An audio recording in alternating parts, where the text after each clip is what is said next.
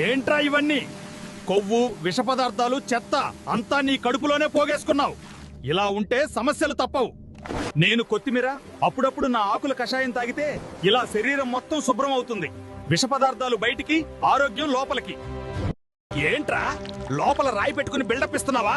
నీళ్లు తాగడానికి టైం లేదు. కోలాలు, జంక్ ఫుడ్ మాత్రం రెగ్యులర్. అందుకే కిడ్నీలో ఇలా రాయి కూర్చుంది చూడు. నేను రణపాల ఆకు. నా కషాయం తాగితే కిడ్నీ ఆరోగ్యంగా ఉండేందుకు సహాయం చేస్తా. లోపల మార్గాలు క్లీన్ అవుతాయి. నేను శనగ బెల్లం ప్రతిరోజు ఖాళీ కడుపుతో తింటే 15 రోజుల్లో శరీరం 5 రెట్లు బలంగా అవుతుంది. బలహీనత పారిపోతుంది. అర్థమైందా? నేను వెల్లుల్లి ప్రతిరోజు తింటే బలం పెరుగుతుంది, మగతనం మేల్కొంటుంది, బలహీనత పారిపోతుంది, శిలాజిత్ లాంటి ప్రభావం వస్తుంది. అర్థమైందా? నేను పెద్ద యాలకులు వారంలో ఒక్కసారి నమిలితే శ్వాస ఫ్రెష్ గా ఫీల్ అవుతుంది, ఛాతీ లైట్ గా ఉంటుంది. కానీ ఓ మాట, ఆరోగ్యం కోసం అలవాట్లు కూడా సెట్ చేసుకో. అర్థమైందా? నేనేను మఖానా వేడి పాలలో వేసుకుని తాగితే బాడీకి కామ్ ఎనర్జీ, ఎముకలకు న్యూట్రిషన్ సపోర్ట్ అవుతుంది. రోజు చిన్నగా అలవాటు చేసుకో, బలహీనతకి బై బాయ్. అర్థమైందా? నేను చిన్న ఉల్లిపాయను. రక్తంలోని కొవ్వును ఊడ్చి రక్త ప్రసరణ సాఫీగా జరిగేలా చేయడం నా పని.